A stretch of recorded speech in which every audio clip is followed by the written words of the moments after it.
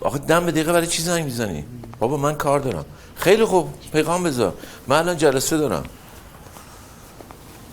خب نتیجه چی شد؟ من پرونده همه کارگرها رو بررسی کردم. 80% قراردادی هن. ولی نمیشه همه رو با هم تعدیل کرد، چون اگه اعتراض بکنن وقت دچار مشکل میشیم. بفهم چیکار کنیم؟ از کجا حقوقشون رو بدیم؟ کلی چک برگشتی داریم، کلی بدهی داریم، صادرات هم که خدا رو شکر تقش در اومده. این هم جنس ما تو انبار داریم، راهی نداریم جز اینکه تعطیلش کنیم.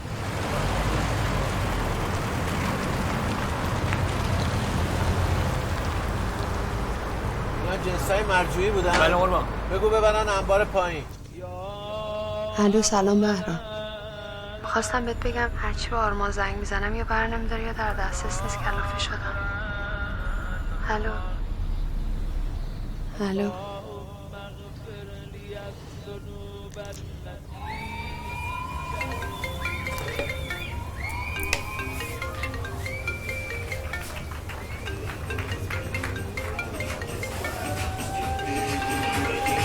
آرمان.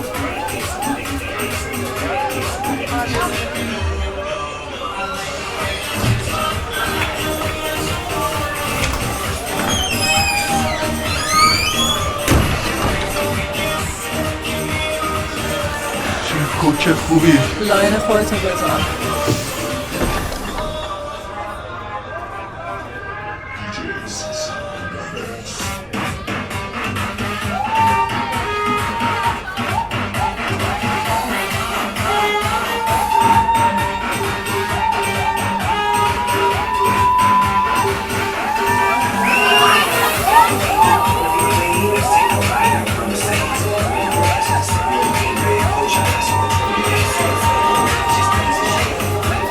ببخشید آرمان رو ندیدی؟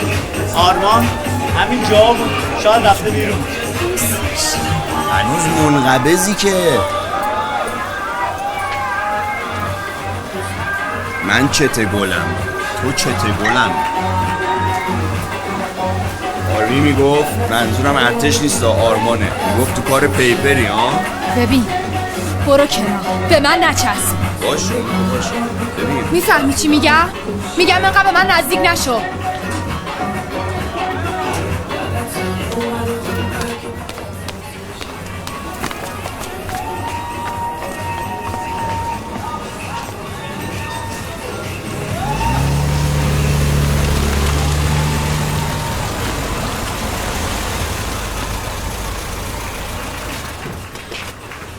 معلوم است منو ول کردی. کجا رفتی؟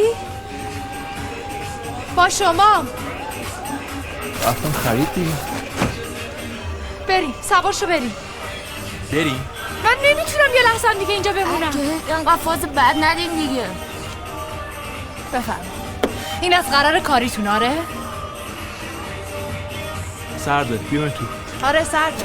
ببین بعدا همه چیزو خوب میفهمی. گوشیت هم اینجاست، مامانت 10 بار زنگ زده. کیفتم میذارم توی ماشین. یانا یه خودم برمیگردم. من اینجا کار دارم. اینجا کاری آره؟ گو تو هل بابا.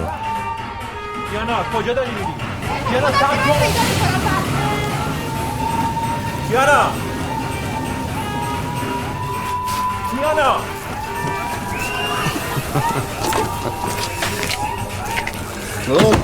اینجا سیفه به نظرتون؟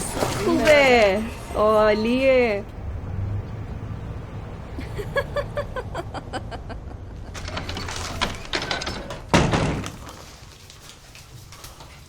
سلام.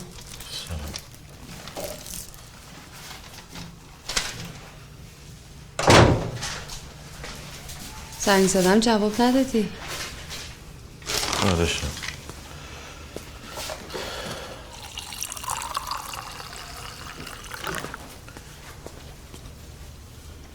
شناسنامه رو آوردی؟ نه یادم رفت. بهرام تو یه خطی داری که شماره‌اش ما نداشته باشی؟ چی؟ میگم خطی داری که ما شماره‌اش رو نداشته باشی؟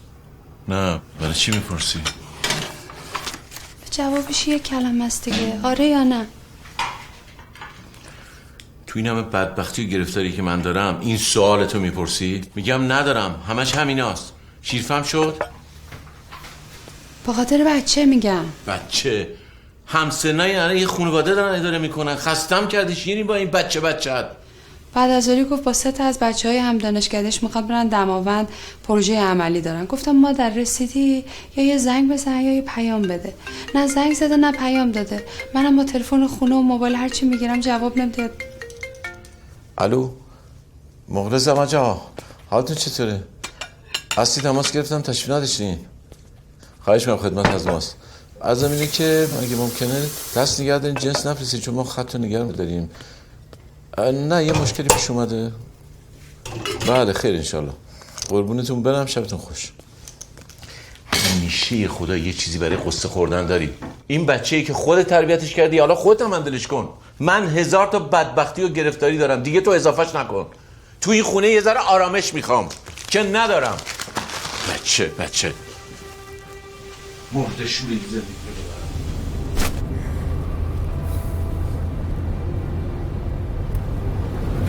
زد تو برنامه ما امشب. منو جلو عوارضی پیاده کن، خودم میرم. بالاخره تاکسی پیدا میشه منو سوار کنه. ما الان چرا تو راه برگشتیم؟ چون که شما فرمودین من انگار ناموس سرم نمیشه. من نگفتم تو ناموس سرت نمیشه، گفتم اون بی‌ناموس بی همه چیز ناموس سرش نمیشه. تو از کی توقع داری؟ از یه آدم مست و چه؟ دیگه بدتر، دیگه فاجعه تر از این. آدم با یه موش آدم مست و چه توی جا باشه. ببینم تو خودت هم یه چیزی زدی نه؟ مزخرف نگو. تو چی فکر کردی در مورد من؟ اصلا مگه قرار ما کاری نبود؟ مگه نگفتی زود میریم برمیگردیم؟ اون واسه چرا منو تنها گذاشتی رفتی؟ از تهران دل راضی نمون بابام بیا اینجا. من از این گروه بازی‌ها بدم میاد. علل خصوص وقتی بهش گروپ هم میگم. گروپ رو من میگم، دایی تیکه میندازی دیگه. آره تو نیستی که. گروپ، اکیپ. این گروه بازیاتون به کجا میرسه من به اونجایی که تو فکر می‌کنی نمیکشه. نگران نباش. اتفاقاً به همون جایی که من فکر می‌کنم میرسه. دیگه داری خیلی شروعشو در میاری ها. خفه میشی تا دم خونم زر نمیزنی. با من درست حرف بزن. بابام که منو بزرگ کرده با من اینطوری حرف نمیزنه. ولومتو بده پایین. ولومتو بده پایین. نگهدار من پیاده میشم. خفه شو. بهت میگم وایسا من بترک اکثر جات. تو راجع به من چی فکر کردی؟ فکر کردی من مثل تمام دختره؟ خفه شو.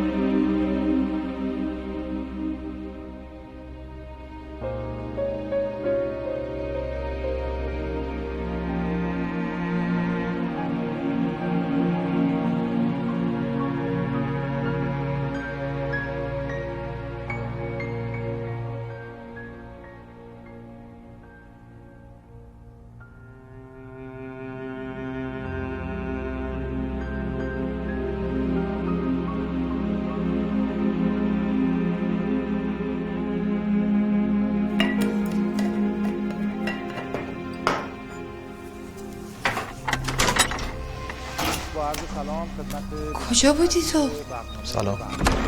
سلام. گفتم کجا بودی؟ کار داشتم. یعنی چی کار داشتم؟ مامان بعداً صحبت چرا می‌کنیم. جواب تلفن مادر تو نمیدی؟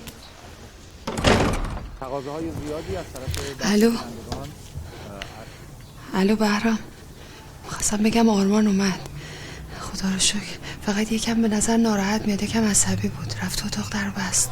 دیر میاد یه چیزی میگی، زود میاد یه چیز دیگه میگی. بابا من کار دارم، چرا نمیفهمی؟ احمد آقا شما کی دارید یاد میزنی الان با شما؟ مگه شما همون نبودی که گفتی بچه‌م مریضه مهندس بچه تو برد بندازم به خرج؟ بفهم این آقای مهندس.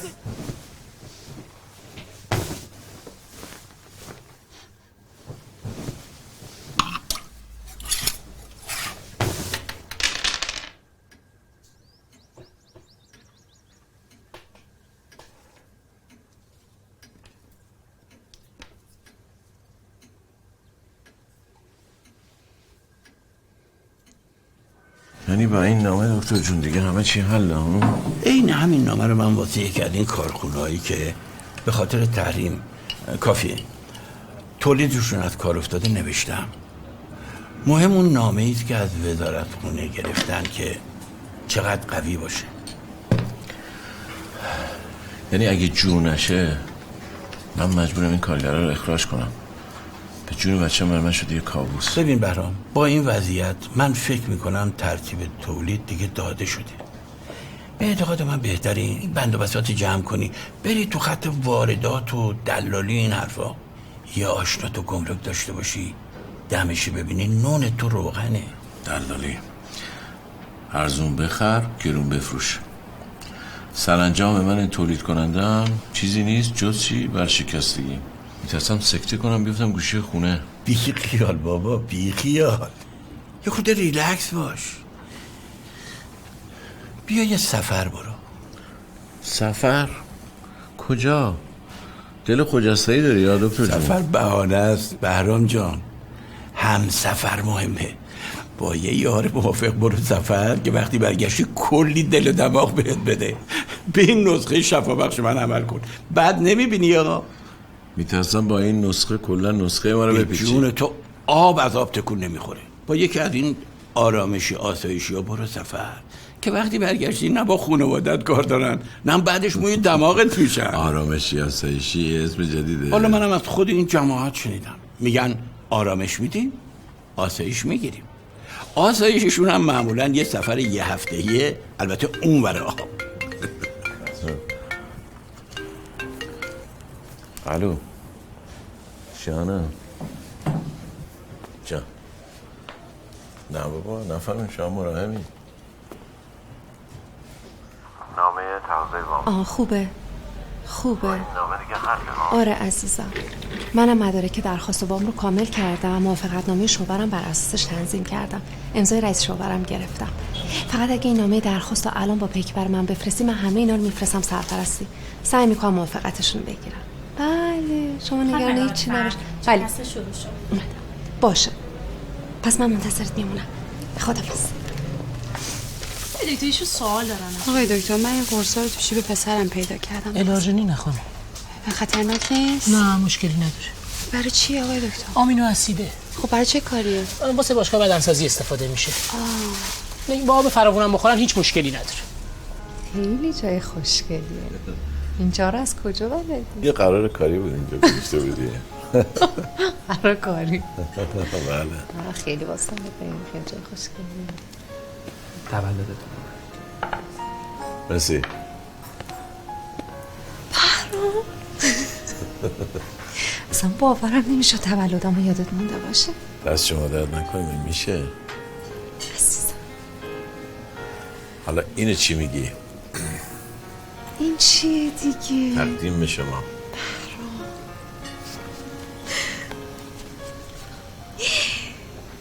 وای چقدر خوشگله بهرامه. اندازه است؟ وای بله. راستش بخوای اون انگشتری که واسط خریدم هم به دلم نچسبید. اینو واسط گرفتم که جبران شد. اینقدر هیجان زده شده مثلا نمیدونم چی بگم چی کار بکنم. هیچ کاری نمیخواد بکنی. فقط یه آرزو کن شمع رو فوت کن.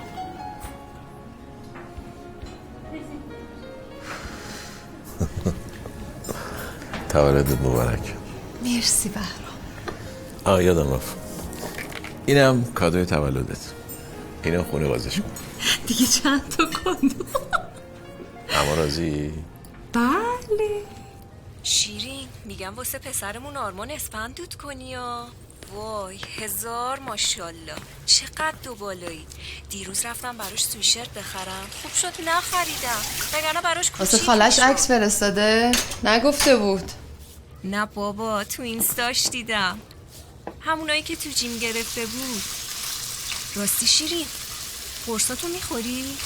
آی شیما این قرصای اعصاب خواب میاره، قرصای ضد اشتها بیخوابی روانیم میکنه. حالا اینا رو ولش کن. چند روز پیش عروسی دختر مهشید بود. وای عمه رعنا رو دیدم چقدر خوب وزن کم کرده با این قرصا. نکنی تو اصلا قرصا رو نمیخوری؟ تو چرا وزن کم نکردی اصلا؟ ببینم نکن اصلا قرصا رو نمیخوری. آخه چرا؟ شیما جان تو خواب نداری؟ برای پوستت خوب نیستا؟ بذار من زندگیمو بکنم. برو قربونت برم بعدا حرف میزنیم باشه؟ ای بابا تو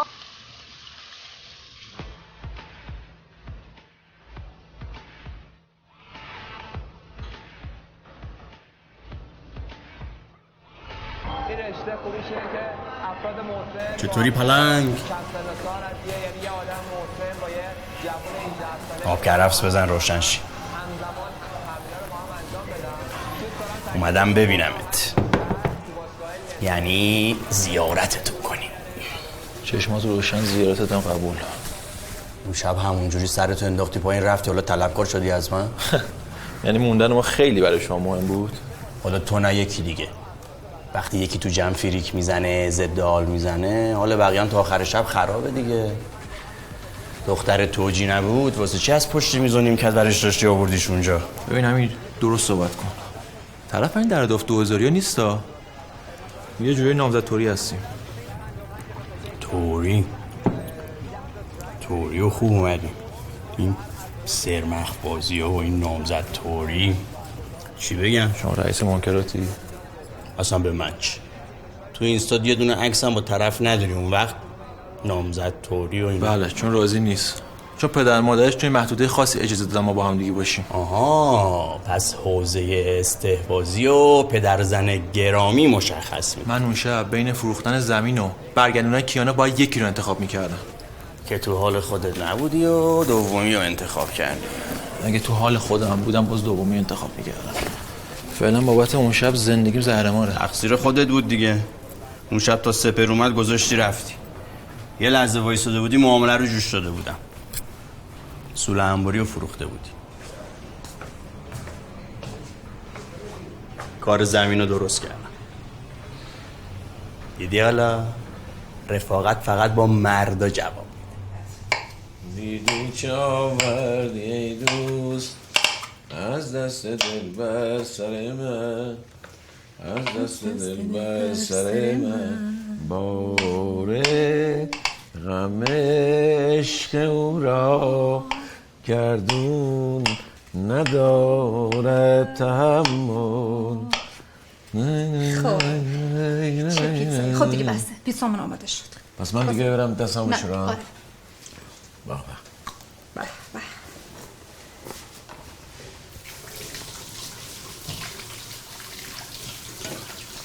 بهرام جون سردردت خوب شد؟ ای قربون اون دسته شفا بخشت برم، عالی بود. جونت اصلا یادم رفت سردرد داشتم. این مدل جدید ماساژه، از اون خانم تایلندیه بود، از اون یاد گرفتم. میگن فوق العاده است برای گرفتگی عضلات گردن و سر.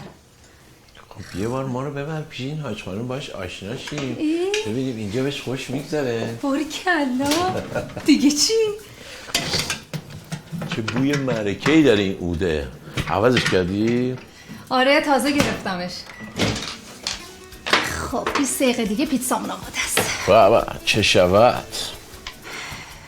پست آخر اینستامو دیدی؟ تو بودی؟ نشناختم.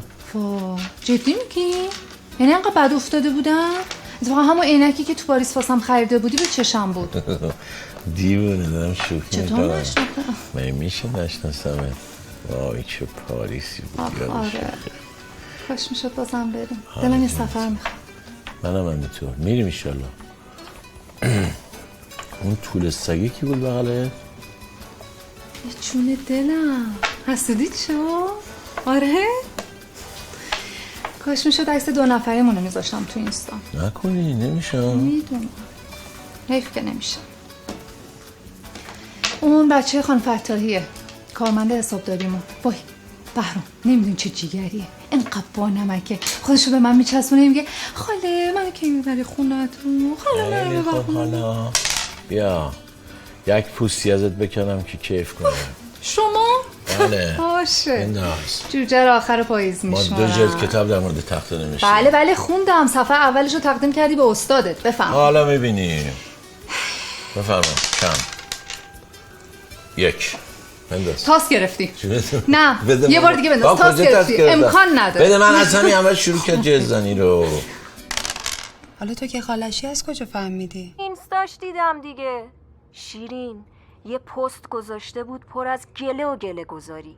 فکر کنم دوباره با دختره به هم زده. شیما من بعدن زنگ میزنم. بیا و ببین.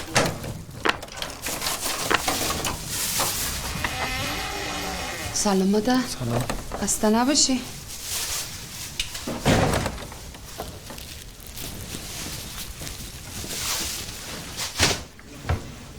دیدم چی بود انداختم تو. هی بشین پای تلویزیون قرص سفارش بده. اگه قرار نبود دیگه این قرصا نخوری. قراره با اینا کار درست بشه؟ اگه این قرصام نباشه مادر که هیچی. شام تو بکشم؟ من شام نمیخورم. شام امشب سورپرایز ها. شنیدم پیغام تو. حالا چرا انقدر عصبانی؟ اتفاقی افتاده؟ من میتونم بهت کمک کنم ها؟ مقدر تو میکروویو؟ مسخره میکنی؟ نه مگه به جز لقمه‌های محبت کار دیگه هم بلدی شما؟ مادر خب من نگرانتم. که چی؟ پسرت گشنه سر به بالش بذاره؟ نه اتفاقا این که پسرم دلش پر باشه و سر به بالش بذاره.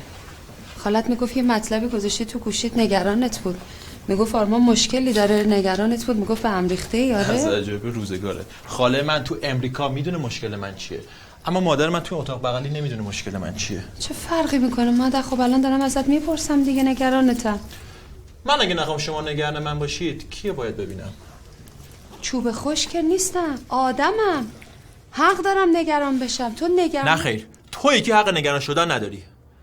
از بچگی نگران قرائشی تو بابا بودم که پیغامتون رو از اون اتاق بیارم تو این اتاق. مگه شما نگران تو چشم میدیدید؟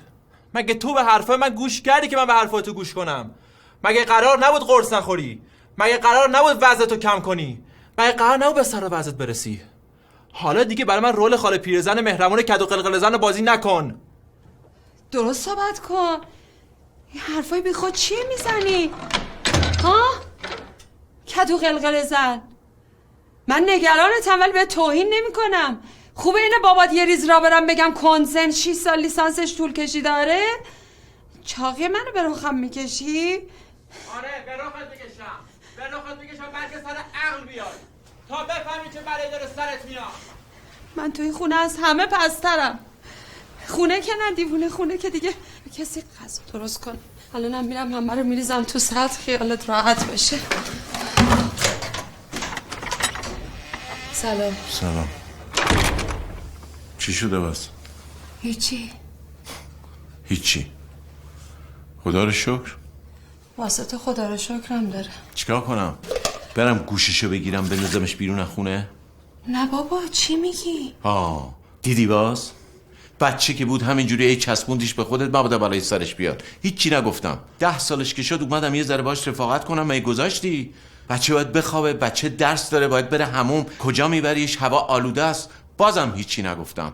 اومد بره دانشگاه، گفتم همزمان میبرمش سر کار، مرد میشه آدم میشه. هی انقلت اومدی. کجا میبریش؟ راه دوره، خسته میشه، به درسش نمیرسه. بفرما. نشد ما 2 کلمه با این بچه حرف بزنیم تو یه چیزی این وسط نگی، یه چشم روی نیایی.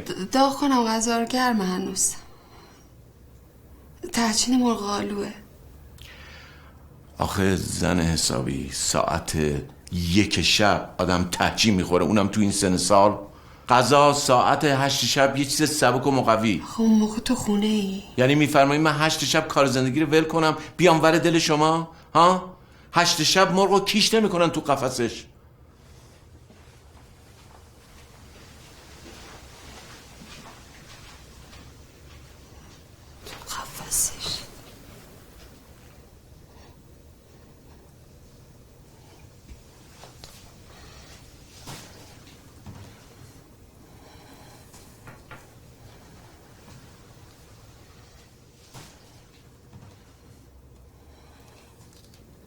شیری بله. یه داره کارتون. بله.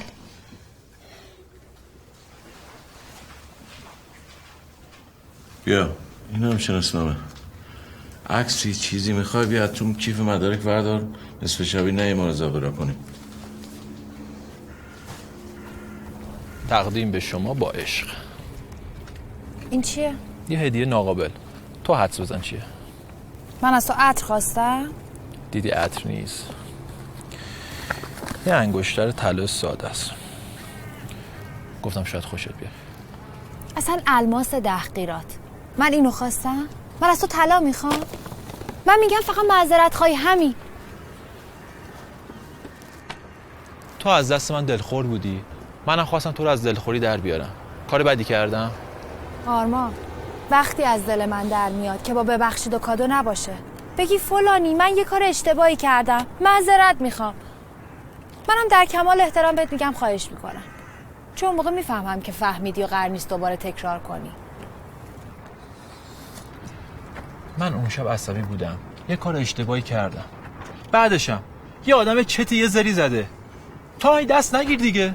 یه آدم چتی که کلن 2 دقیقه تو زندگی منه چرا باید برگرده به من بگه شنیدم تو کار پیپری؟ با اون نگاه کثیفش. من خودم بهش گفتم که تو کار پیپری. مردی که خر. اون نفهمیده پیپر یعنی پایان نامه. بابا پیپر از نظر اون یعنی اسید. اسیدم که یعنی پرواز نخیر، سقوط. من از دید اون دارم میگم استاد، حالا نمیخواد از من غلط املایی بگیری. ببین آرمان، از این به بعد میخوای با من قرار بذاری بیا اینجا.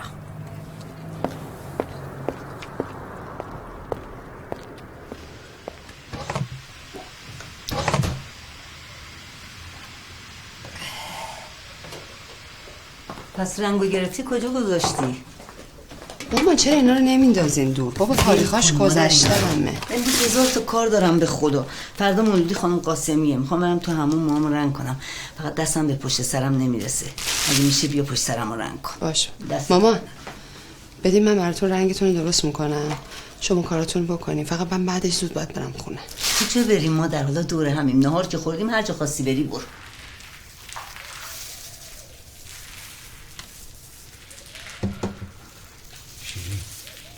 بیا بیرون کارت کرد. جانم پدر جان. امروز روز زنه. صبح تلویزیون میگفت میخوام یه هدیه خوب برای مامانت بگیره. چشم.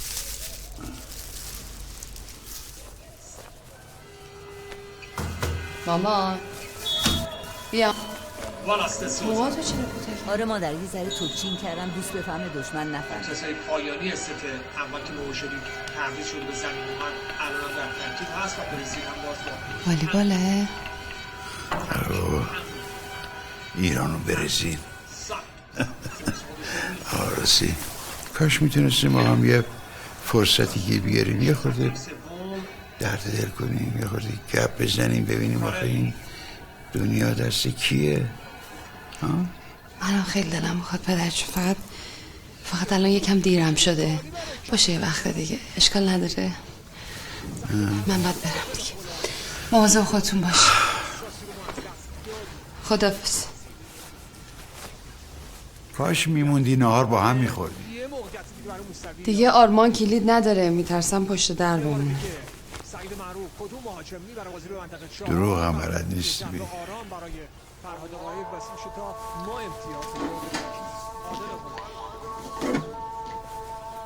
خداحافظ بابا، مواظب خودت باش. از مامانم خداحافظی کن.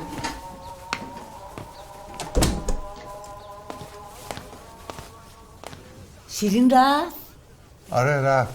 ای بابا بهش گفتم وایسا تا من بیام بیرون ها. احترام، این دختر بار سنگینی رو دوششا، دهن وا نکنه میترکه. چی گفتی؟ نشنیدم.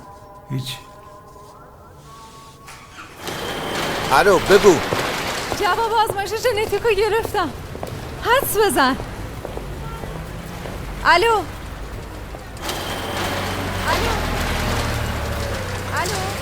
من الان کار دارم، بعدا تماس بگیر.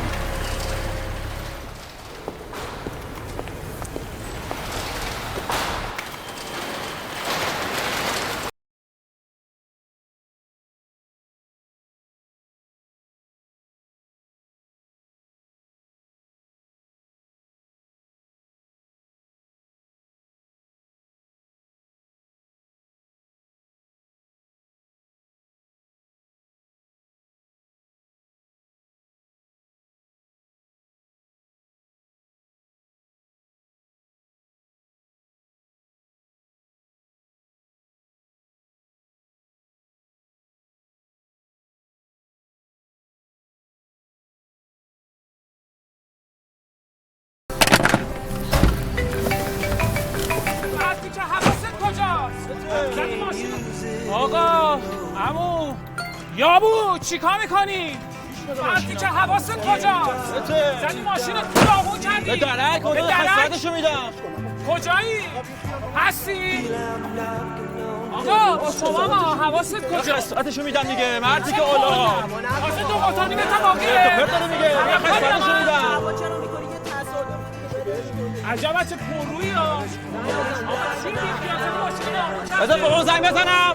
چه زنگ بزنی؟ تو چی میگی؟ سلام. آرمان هفته پیش ماهیانه‌شو بهش دادم. خب 1 تومنم روش. الان دوباره برای من پیغام گذاشته 2 تومن دیگه بریز به حسابم. فکر کردم مقابل بانکی. جوونه دیگه. میگم سر خیام پشتی وای میستادی بهتر نبود. پشت بلند پوشیدم ساختمه. خسته شدم. واقعا گفتم الان میگی آی گزارش کردن و آی فلان شد و حساب شد. اون موقع بود. الان دیگه کاری ندارم. خب میگفتی من میمدم دم بانک. گفتم کاری ندارن اما دیگه نه اینطوری. خانمای مجرد حساسن. کارشون زیر ذره بینه. خب تقصیر خودته. انگشتر رو دستت کن منم میام دم بانک دنبالت ببینم کسی چی میگه. خب تو کارگزینی که سابقم هست میدونن مجردم. با حلقه درست نمیشه. فقط شناسنامه. برام جونی شناسنامه دهن اینا رو میبنده. بهانه جون ما که با هم محرمیم. روز اولم من در این مورد باهات حرف زدم ازت عذرخواهی کردم. نمیشه خودت که میدونی. ببین جواب آزمایشمو گرفتم. میتونم حاملشم. بچه‌م طوریش نمیشه. باز شروع کردی؟ کی گفته تو نمیتونی حامله شی؟ حال چه ناراحت میشی؟ تو یکی رو دوست داشته باشی به خاطر خودش، بعد بفهمی هدفش از اول این بوده که بیاد بچه دار شه، وقتی حالی به دست میده. ببینم انگار سوء تفاهم شده این وسط. البته که بهت حق میدم. منم اگه میفهمیدم مردی که باهم ازدواج کرده منو فقط به خاطر بچه دار شدن میخواد حتما حالم بد میشد. ولی موضوع ما فرق میکنه. من تو رو به خاطر خودت میخوام. عاشقتم بهرام جونی. اما راضی؟ بله. خب پس بریم دیگه.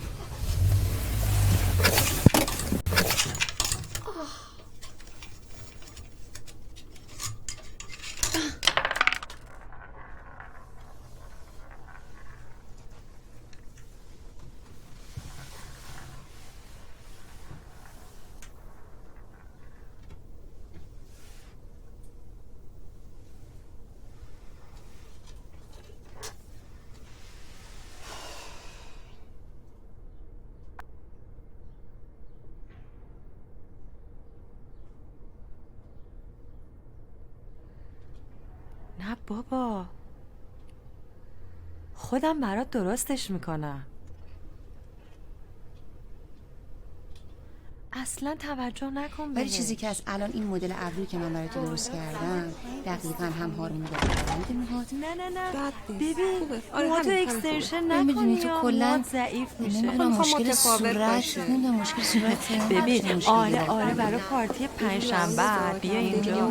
خودم برات موهاتو آمبره بالا تیرش عزیزم. اگه میشه یه ذرم برام نازکش کن. من ناچارم به خاطر اینکه پولیش دارم میکنم. سلام خانم. این درده بیشتر بشه. ببخشید من برای رنگ مو وقت گرفته بودم. بهار جون ایشون رنگ مو دارن. مول میکنم. میخوام یه کاری بکنم که تو من زنگ میزنم. کاری نداری؟ مرسی. خداحافظ. خیلی ممنون. بفرمایید اینم کالرشات رنگامونه. آها از تو این انتخاب بله. باورتون میشه من از بعد عروسیم تا الان آرایشگاه نرفتم موامم رنگ نکرد. یه همون دم عروسیم یه مش کردم. ببخشید. ببین این آبیه و این نسکافیه، این دوتا خیلی خوش رنگن. حالا ببین کدوم انتخاب میکنم. همون دم عروسیم یه مش کردن موامو. بعد شوهرم گفت یا رنگ موی خودت یا مشکی پرکلا. دیگه منم ول کردم دیگه. الان این مومم طبیعیه، فقط این سفیدا میذاره زیاد شده. قبلا هر از گاهی با قیچی کوتاش میکردم، الان دیگه حوصله اونم ندارم. خب حالا چی کار کنیم؟ کدوم انتخاب کردیم؟ نمیدونم به خدا الان رنگ مدل روز چیه؟ چه رنگی؟ خانم‌ها همه رنگاشو روشن بیشتر. البته باید بهتون بیاد دیگه. میشه مثلا یه رنگی بزنیم که کمی سنم کمتر نشون بده. آخه شما سن و سالی نداری. یک خانم، من پسر 24 ساله دارم. خب باشه، این دلیل نمیشه زود مادر شدی. بله 20 سالم بود پسرمو دادن بخوام. عزیز من، خانمای همسن شما یا ازدواج نکردن یا دوست پسر 20 ساله دارن. شما اصلا خودت ایراد میگیری؟ راستی اینم هست، من اینو نشونتون ندادم. ببینین، به نظر من با توجه به رنگ پوستتون این رنگ مو خیلی قشنگه. خب چه خبر؟ چی شد؟ هیچی بابا، مردی که ولکن نبود. ماشینه چی شد؟ یه خورده گرگیرش خورده. دمت گرم پول ریختی ها، من هنوز اسیر یارو بودم. نه بابا این حرفا چی؟ ببینم تصمیمت چی شد؟ چیکار میخوای بکنی بالاخره؟ میشه برام یه وقت بگیری از طرف، یه تخفیف کوچیک بگیری، رهن علاقه کمش کنی. بابا میدونی اینجا شرایطش اوکازیونه، نمیخوام از دستمون بره، مجبورم برم. من این عمرن این مغازه رو به کسی نمیدادم. من فقط یه راه دارم که بتونم یه مشتری خوب برای سول انباری پیدا کنم که بتونم بفروشمش. با اون گفته که مشتری خوب پیدا کنم پولشو نصف نصف تقسیم میکنه. بازار ارز روزهای آرامی رو سپری میکنه و نرخ دلار در بالای 3550 تومان در حال نرفت. در پایان هفته قبل نرخ هر دلار آمریکا 3565 تومان بود که افزایش 20 تومانی رو در طول هفته نشون داد. نرخ یورو در جهت عکس با 43 تومان کاهش 3 فنجونا رو همه رو جمع کردم. اینا رو از تو بوفه درش آوردم بیرون. همه زندگیمونو کردیم تو بوفه، خودمونو و هیچ.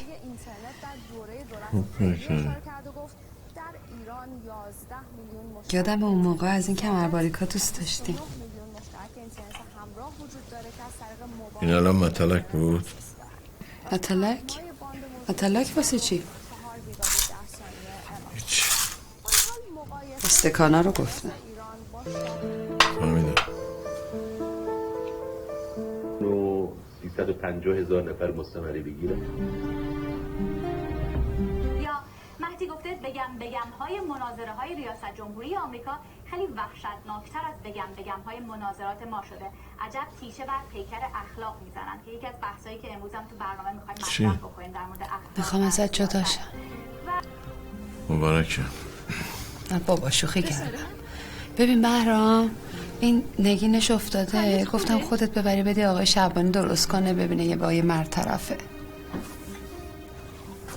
باش. بیا پسرم، بیا بیا عزیزم، بلند شو بلند شو. آفرین بلند شو.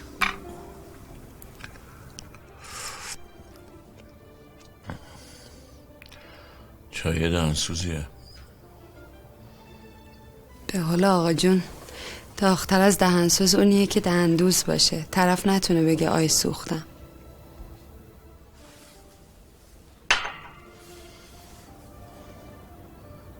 حالت خوبه؟ چطور؟ زهر ما برای چی متلک میگی؟ متلک چیه؟ چه حرفی میزنی؟ کمرباریک دوست داری و دهندوز باشه که نگی آی سوختم. فکر میکنی من نمیفهم تو چی میگی؟ تو به خودت شک داری بهرام؟ نه من به خودم شک ندارم، به حرفای تو شک دارم. و اینکه همیشه خدا حرفات 1000 تا معنی داره. گیریم که 1000 تا معنی داشته باشه. تو چرا به خودت میگیری؟ حتما تو ذهن خودت یه چیزی هستی که نه تو حرف من. خیلی خوب، شما آدم خوب، آدم حسابی. منم یه شعبه سیار آبربانک. من تو این خونه یه جاخواب از تو خواستم و هولو شونو مسواک. اگه فکر میکنی زیاده من برم یه قبرستونی هتل جایی. چی داری میگی بهرام؟ اگه میخوای این چند ساعت شبم نیای، خب چرا دنبال بهونه نمی‌کردی دیگه؟ نیای.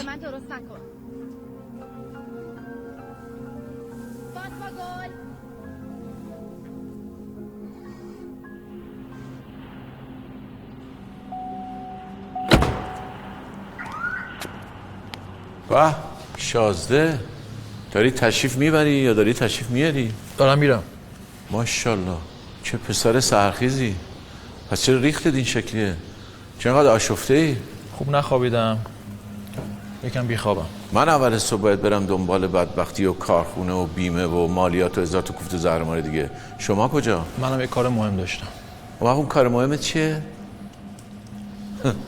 دیدی؟ جلو قاضی و ملق بازی. مدرک چی شد؟ تکلیف سربازی چی میشه؟ یک بار، فقط یک بار بعد از سلام کردن حال منو بپرسی. خدا رو شکر حالت خوبه. وگرنه الان رو تخت مریض خونه بودی دورا جون. فکر نکن همینطوری جلو چشم خودتو گم و گور میکنی خبرتو ندارم. زودتر تکلیف این مدرک رو روشن میکنی. اینو برای بار آخر بهت گفتم. من مدرکم بگیرم نمیخوام بیام تو اون کارخونه. کسی تو اون کارخونه فرش قرمز برای شما پهن نکرده. اون سوله انباری کارخونه رو بردار بفروش، نصف پولش مال خودت. ببینم چه هنری بلدی. گرگیر ماشین چی شده؟ دیگه مهم نیست. یعنی چی مهم نیست؟ اگه وقت کردین پیغاماتون رو با دقت گوش بدید. تصادف کردم 2 تومن برای میخواستم. شما هم که سرتون گرم نمیشه. بچه پررو. آرمان مادر پاشو. این چیه؟ برات آب کرفس گرفتم.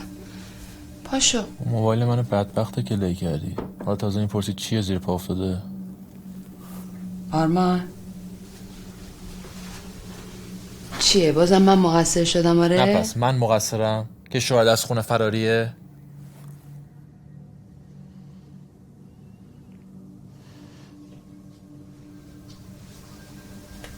یکی ذاتاً ددریه، تقصیر من چیه؟ تو هم راحت ولش کردی بره ددر که بچسیم من بدبخت. باشه نمیچسبم به توی بدبخت. چطور غذاتو میپزم، لباستو میشورم، اتاقتو مرتب میکنم، وظیفه مادریمه. بزرگت کردم وظیفه مادریمه. یه زنگ بزنم من میشم مزاحم، تو میشی بدبخت. مادر من بچه نیستم، بزرگ شدم.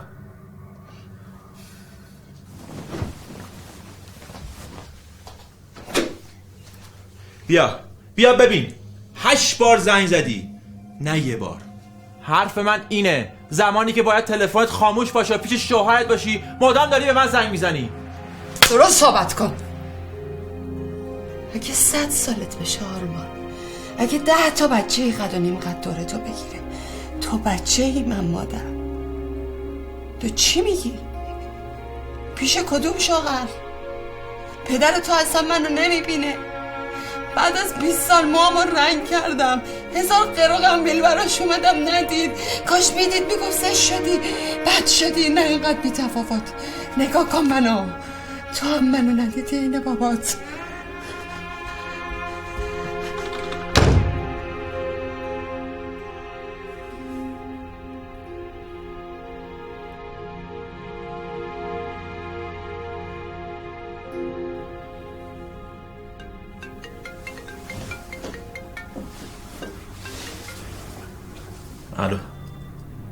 الو سلام.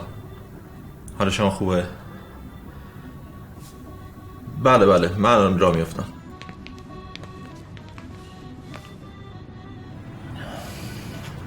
الان مشکل چیه؟ اون که وقتی عکس شما رو به من نشون داد گفت مامان تو خودت میدونی که هیچ پسری تو زندگی من نبوده. اینم اگه هست به خاطر اینکه بچه خوبیه، سالمه، قصد ازدواج داره. شما به من اعتماد کن، هیچی هم از من نپرس. والا خداییش منم چیزی ازش نپرسیدم، به بچه‌م هم اعتماد کردم. آره میفهمم. امکان داره منو پدرش معرفی کنید؟ بلکه شاید هم براشون توضیح بدم که اگه میشه ایشون اجازه بدم با کیانا نامزد کنم. پدرش اصلا قبول نمیکنه. من میشناسمش. اون فقط خواستگار رو به رسمیت میشناسه. باور کنید خیلی از دوستای من کیانا بدونی که ازدواج کنن دارن با هم زندگی میکنن. اگه این سختگیری‌ها نباشه همه دلشون میخواد آزاد همینجور بی بند و بار با هم زندگی کنن. ولی آخه نمیشه که. بله شما درست میگین. اما الان شرایط من مناسب نیست. من ازتون یه وقت بیشتر میخوام تا بتونم اون زمین لعنتی رو بفروشم بلکه به پول برسم. خواهش میکنم ازتون. آره بابا. ببین دیگه زدم راه برگشتی نی. بیا تو همین نگاه به اینا بنداز خوشت من زدی. همیشه انتخاب اول درست داره. بعدش هم زندگی یعنی هیجان. هرچی بیشتر فکر کنی بدبخت داری. زندگی یعنی هیجان. درست نمیگم داداش. آره بابا تکون نخور. تکون نخور. حالا دوزاری دم صبح دیدم تو اینستات گذاشتی درخواست برنامه رایگان. مثل برنامه رایگان میذاری. نه دیگه، یه عده میخوان برنامه بذارن، یه عده برنامه میخوان که رو فرم بیان برن برنامه بذارن. ما در خدمت همه ایم. اولی پولی، دومی رایگان. بلندتر کی برنامه کنیم سپه؟ ما رو به کسا کارت برنامه کن دگوری. نابغه اون برنامه رو نمیگم، زمین رو میگم، سوله رو. صاحبش اینجاست، آقا آرمان. میگم کاش سندش بود، یه نگاهی مینداخت. سندش که همراه نیست، واقعیتش کسی سند رو با خودش این برنامه نمیبره. اصل ملاکه، میدونه جای سند تو گاف سند. هر وقت به نتیجه برسیم سند رو میارم خدمتتون.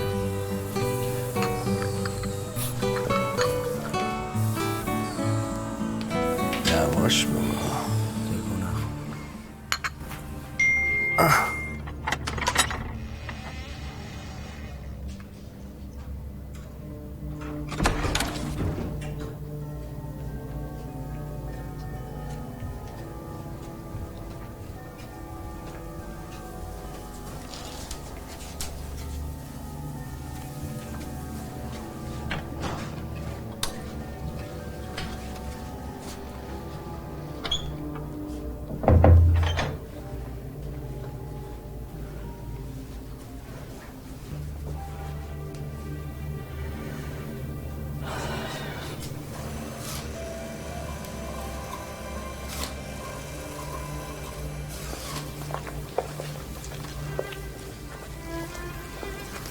حرکت دست، حرکت دست.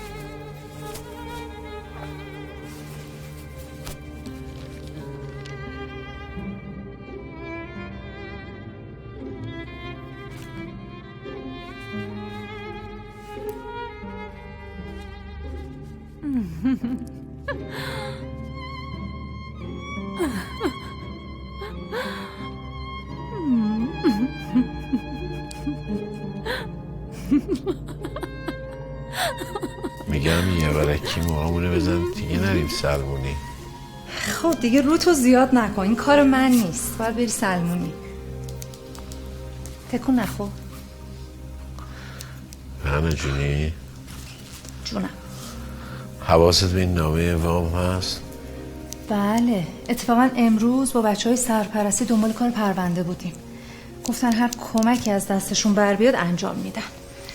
به احتمال زیاد حل شدنیه، نگران نباش. How did you like Dad? I liked him. He liked Sean Regan. I suppose you know who he is. Uh-huh. You don't have to play poker with me, Mr. Marlowe. Dad wants to find him, doesn't he? Do you? Of course I do. Wasn't right for him to go off like that. بهرام Suppose جون، you know who he is. جونم. امشب دیگه پیشم میمونی. نه؟ نه بدونم، Of course I do. ولی Right for him to go off like that. دیر میرم. خوبه؟ Why don't you ask him? You know, I don't see what there is to be cagey about, Mr. Marlowe. And I don't like your manners. Well, I'm not crazy about yours. I didn't ask to see you. I don't mind if you don't like my manners. I don't like them myself. They're pretty bad. I grieve over them long winter evening.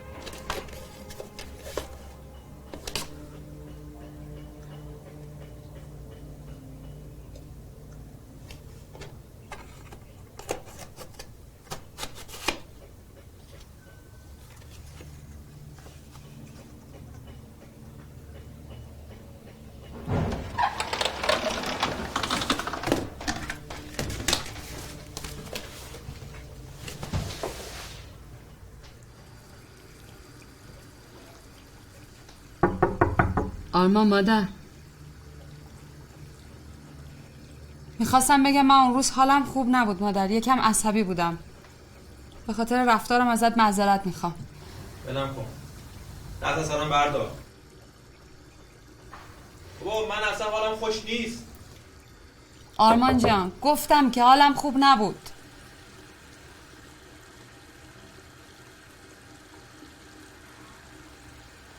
آرمان ما چرا نمیتونیم با هم حرف بزنیم مادر؟ تو الان اگه چیزی ناراحتی، این ناراحتی هم ربطی به رفتار من نداره. به من بگو چی شده. من مادرتم آرمان. به من نگی به کی میخوای بگی ها؟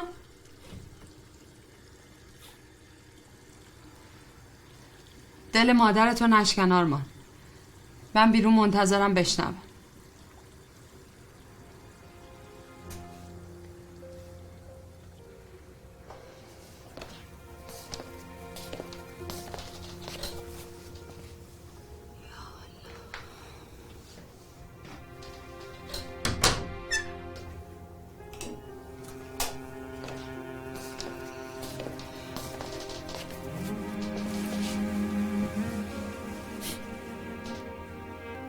قضیه این دختره چیه مادر؟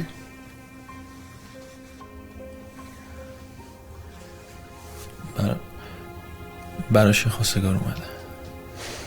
خب این که طبیعیه، واسه هر دختری خواستگار میاد. پدر مادرش نمیتونن صبر کنن تا من برم سربازی و مدرکمو بگیرم. خب اینم طبیعیه دیگه. امکان داره به خواستگار شب مثبت بدن. خب مامان من نمیخوام دستش بدم. دختره نظرش چیه؟ اونم تو رو دوست داره؟ آره مامان دوستم داره، دوستش دارم. اما دیگه مشکل اینه که ما زنا رو نمیشناسیم. ما برای کسی که دوست داریم حاضریم تا ابد منتظر بمونیم. میخوای من باش حرف بزنم؟ برام یه شرطی گذاشته. پس واجب شد برم یه چای درست کنم، پسرم بیاد شرطو برام بگه. باشه. برای من چند ماه اول زیاد جدی نبود. از اینکه یک دوست ثابت پیدا کرده بودم حس خوبی داشتم. به اینکه چقدر زمان میبره دوستیمون یا در نهایت بخواد به ازدواج بکشه فکر نمی‌کردم. پس اوایل برات خیلی جدی نبود، کم کم جدی شد. البته نه به اون جدیتی که شما فکر میکنید.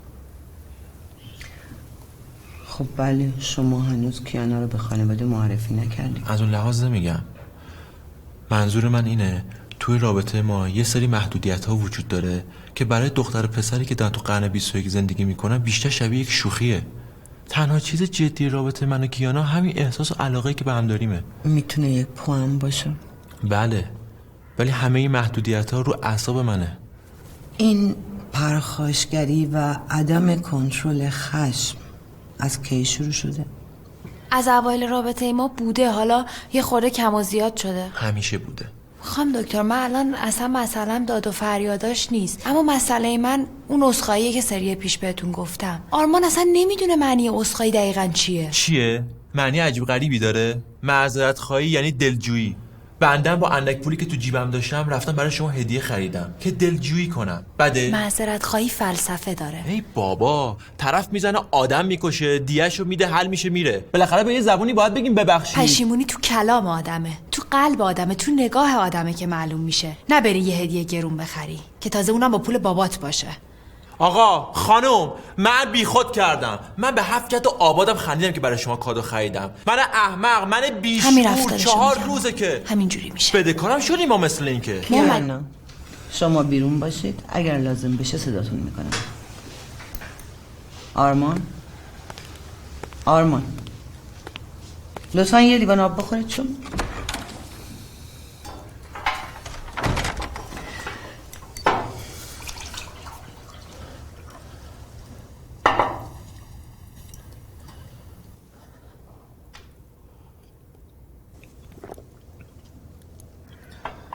فکر میکنی عوامل دیگه چیا هستن؟ بغیر از اون مسائلی که گفتی دیگه چی انقدر زود به همت میریزه؟ نمیدونم، من همیشه اینجوریم. تو خونه با بابا و مامان اونا با این زود رنجی و حساسیت تو کنار اومدن؟ ما زیاد با هم دیگه حرف نمیزنیم. شما زیاد با اونا حرف نمیزنی؟ هیچ کس با هیچ کس حرف نمیزنه. چرا؟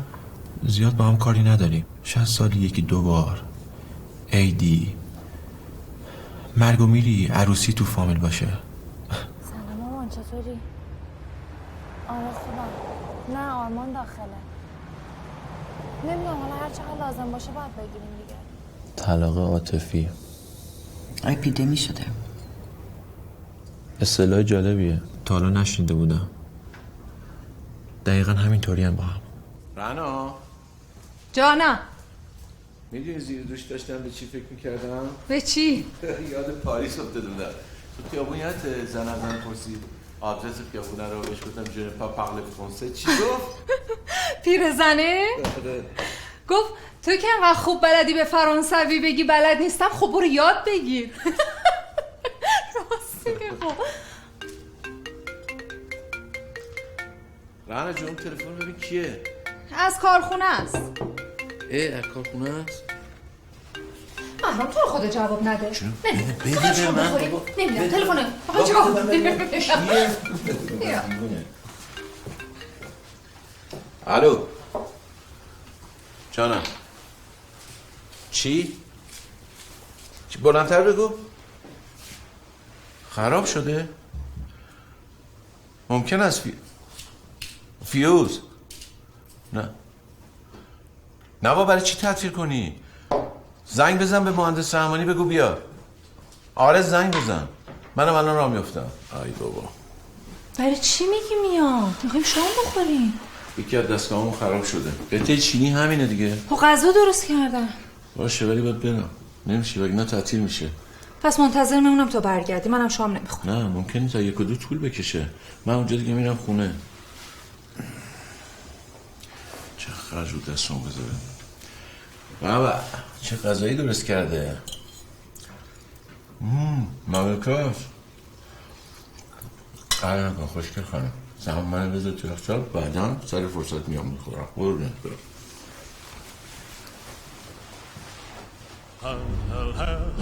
بالاخره نگفتی این سوله رو میخوایم برای چه کاری؟ کشت چغندر.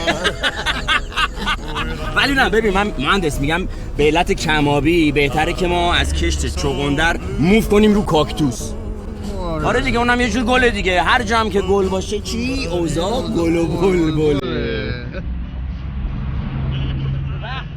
حالا بذار بریم سوله رو ببینیم.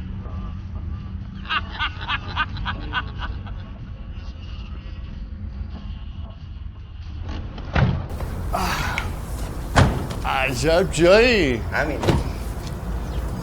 خب از کجا شروع کنیم؟ اینجا شروع. بابا عجب جایی. عالیه.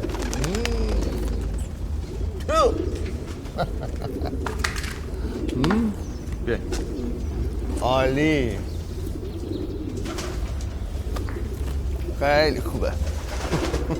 بقیه‌شو ببینیم. بریم. بیا.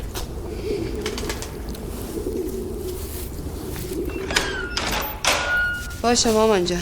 همون مادر تو به حرفای بابات توجه نکن. هم که درست میکنی میگه خوردن نداره. حالا مامان جان من غذا رو درست میکنم. شما موقع خوردن یه نمکتون بزنین کنار سینی بابا. باشه مادر. مامان تلفن خونه داره زنگ میزنه. من به شما زنگ میزنم. باشه خداحافظ. سلام مامان. من رفتم سمت کارخونه بابا. ممکنه موبایلم تو جاده آنتن نده که زنگ بزنی شاید در دسترس نباشم ولی نگران نشو. حرفای دیروزت باعث شد با کیانو برم پیش مشاور. خیلی آروم شدم. در ضمن براتون وقت گرفتم بهتون زنگ میزنن. بابا رو راضی کن که با هم برین. مواظب خودت باش.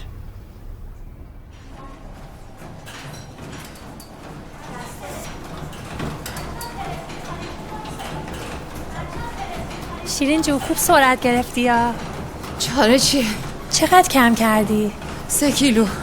خیلی خوبه. آفرین. واقعا؟ آره امیدوار شدم به. ولی هیچی اصلا معلوم نیست. چرا؟ معلومه.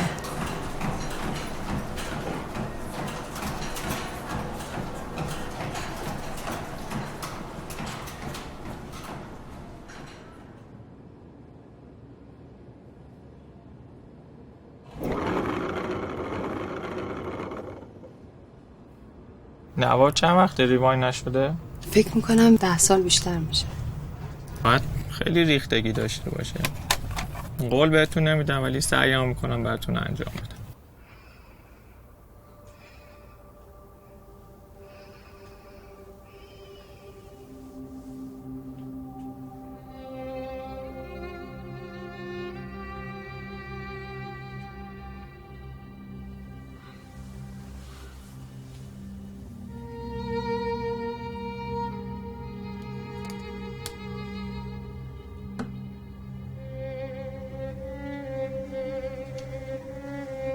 بهرام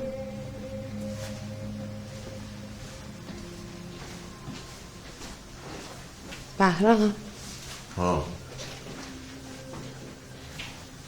نمیخوابی؟ نه کار دارم.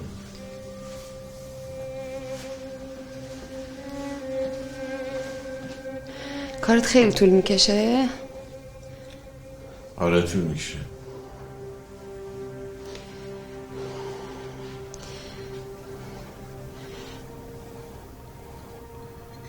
یه 3 تا مسئله بود. ماشینت خراب شده؟ پول بریزم به حسابت؟ نه بابا. اگه مسئله آرمانه، من اگه بخوام برم تو شکمش شما نباید باشی که بیای وسط رو بگیری. نه بابا اصلا اینا نیست. بگو دیگه جون مادرت، متنفرم از 20 سوال. خب من که داشتم میگفتم تو آقا همش همیناست دیگه. من زودتر گفتم که بری به کارت برسی. میخواستم بگم من تو این هفته وقت عمل جراحی گرفتم. جراحی؟ جراحی برای چی؟ نه نگران نشو. جراحی زیبایی. میخوام یه جا وزنمو کم کنم. میگن این عضلات هم میکشن سفت میشه. آخه چه اجباریه؟ یعنی میگم فکرشو کردی؟ جراحی ریسک داره، بیهوشت میکنن، هزارت دنگ و فنگ داره. خب بعد آدم خودشو خوشگل کنه؟ آخه تو این سن نمیدونم. اگه به خاطر منه، من توقعی از تو ندارم. اگه به خاطر سلامتیته، باشه انجام بده.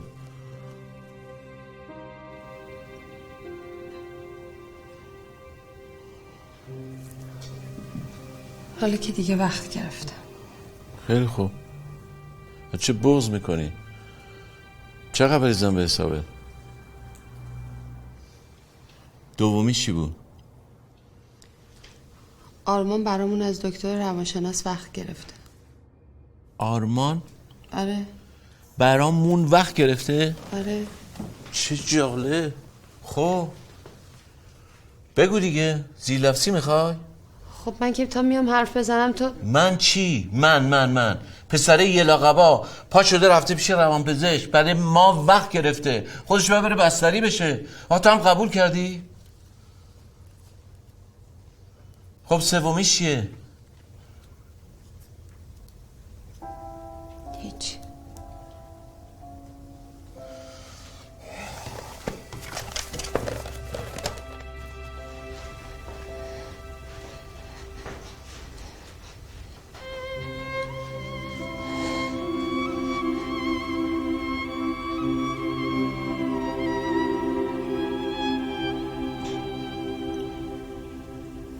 بفرمایید. اول برای آقای مهندس سمی. ببخشید نشناختم. ماشاءالله چه بزرگ شده، ماشاءالله. بازم شرمنده. مرسی ممنونم. متشکرم. من نمیخورم، ببرش. چشم. من هرچی مهندس میکنم که جنواری به روی خودت نمیاری. چی شد این مدرک کوفتید؟ به محضی که سربازی رو بفروشن بنده پایان نامه رو دادم و مدرک رو گرفتم. اگه من نخواستم بخرم چی؟ مادرت که نداشت من از توی مرد درست کنم. حالا یه جام که میخواد تو رو آدمت کنه من نذارم بری؟ من تا اون موقع به شما زحمت نمیدم، خودم میخوام. اگه من تا اون موقع نمردم آقای مهندس، ارث به شما نرسید، اون وقت چی؟ پدر من اصلا حوصله جر و بحث کردن ندارم. بله، نباید بحث کرد. از نظر شما بحث با یه آدم مریض اشتباهه. من کی همچین غلطی کردم؟ بس این جریان نوبت دکتر چیه؟ برای من مادرت گرفتی؟ بار آخرت باشه تو رابطه من و مادرت دخالت میکنی ها. من تا حالا از تو پرسیدم با کی میگردی، چرا میگردی، کجا میری، کی میای؟ کاش یه بار میپرسیدی. برای من لفظ نیا. از نظر شما جوونه امروزی تا زمانی که راه به کارتتون پول وارد میشه یعنی که پشتیبان دارین. خب منم دارم همین کارو میکنم. خب چی کار کنم؟ برای من کار هست، اینجام که رو هواست. بابا تو من قول دادی که هر وقت مشتری پیدا کردم بیام.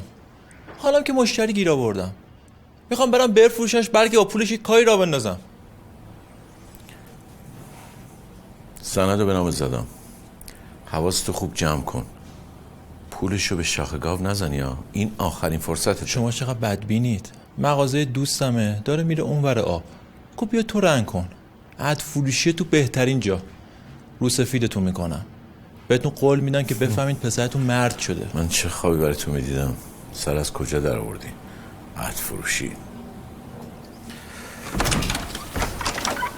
آقای مرادی. بله آقا. لطف میکنی با آقای سمیعی میری محضر ایشون سند سوله رو امضا میکنن و تحویلشو میدی؟ چشم. خدا. بفهم. نفر بعدی. سلام. دست آروم بکنه. سلام. سلام. خوبی شما؟ شما سفر کجاست؟ تشریف داشته باشید. مرسی.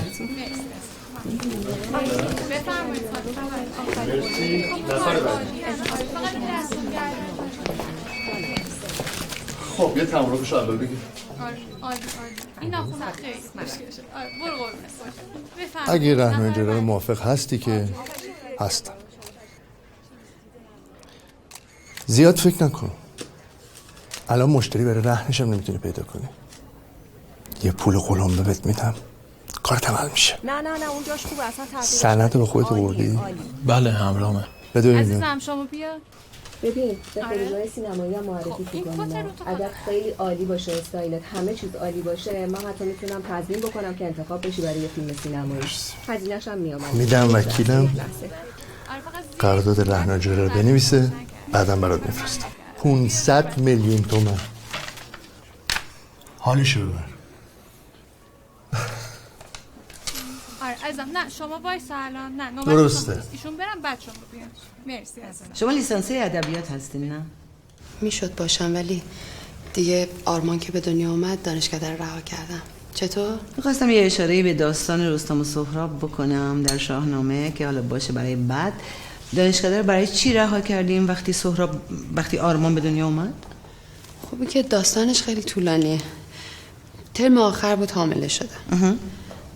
بعد دیگه آدم وقتی مادر میشه دنبال چیزایی که خودش دوست داره نباید بره.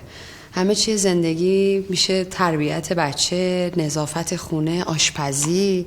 بعد از یه مدت آدم میشه متخصص قرمه سبزی، شامی کباب، خورش قیم بادمجون. منم دیگه همه زندگیم شد بچه. البته پدر بچه. آدم وقتی مادر میشه خیلی زندگیش فرق میکنه. مخصوصا من با اون بارداری که من داشتم مثلا تو دوران حاملگیم یه ویار وحشتناک داشتم. شوهرم که میومد تو خونه بوی شوهرم حالمو به هم میزد. میدیدمش همش دائم اوق میزدم بالا میآوردم. بعد از زایمانم که دیگه همه عشقم شد آرمان. خوشبختانه آرمان شما قبل از اینکه مشکلش خیلی حاد بشه اقدام کرده. ولی لازمه بدونید همکاری پدر مادر در پیشرفت دوره درمان بسیار تعیین کننده از خانم سمیع. میدونید که آرمان به جای یک زن و شوهر به عنوان والدینش داره با یک خواهر و برادر زندگی میکنه. از نظر عشق ورزی در روابط زناشویی میگم. شما فکر میکنید این عدم ارتباط برای پسرتون طبیعیه؟ شوهرتون هیچ اعتراضی نداره؟ اون اوایل یه کمی احساس میکردم مثلا عصبانیت داشت ولی خودش هیچ وقت چیزی بهم نگفت. شما چی؟ شما هیچ وقت درباره‌اش صحبت نکردی؟ نه. چرا؟ خب دکتر آدم روش نمیشه. الان تربیتمون اینه. غیر از اینه؟ آره واقعا غیر از اینه. شما خودتون دارید میبینید.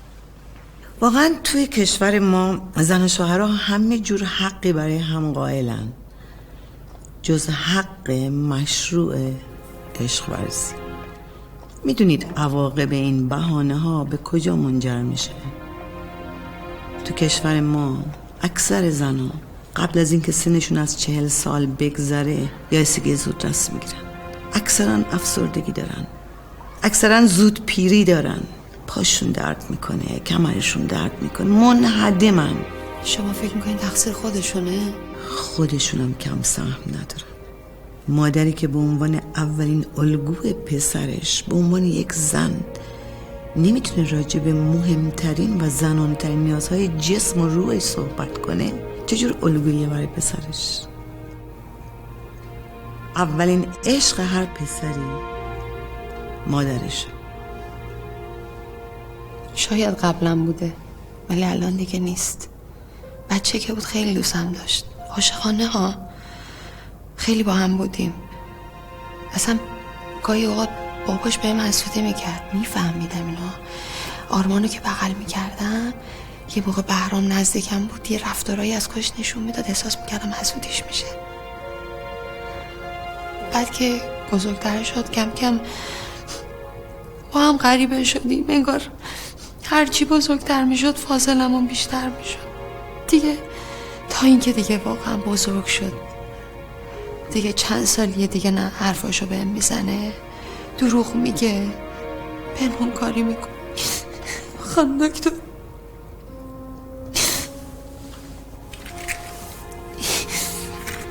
باور نمیکنین الان گاهی اوقات وای میسه جلو با 2 متر قد داد و بیداد میکنه، توهین میکنه، تغییر میکنه. اصلا دیگه قبولم ندارم.